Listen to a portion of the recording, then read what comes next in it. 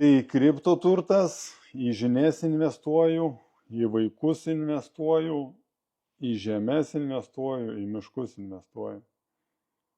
Į verslus irgi dar investuoju, bet galvoju, kad gal neinvestuosiu daugiau į verslus, nes kaip prisigalvoju idėjų grandiozinių, ne visada jos pavyksta.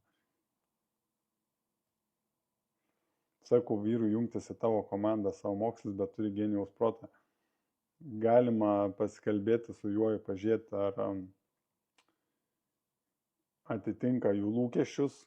Aš prieš priimant į komandą visada pasikalbu su žmonėm, ko jie tikisi, žinai. Aišku, jeigu visiškai savo mokslis, tai tuo griuvimo būdu, sakau, labai ilgas kelias yra, neverta, jau tos klaidos yra kitų žmonių padarytos. Klausimas, ar išlaikai žmoną.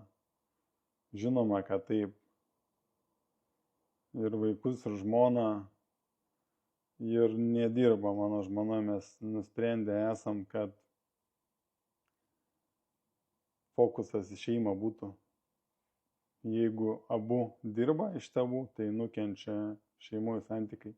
Ir tarp vyro ir moters, ir aišku, vaikam dėmesio nebūna tada visai.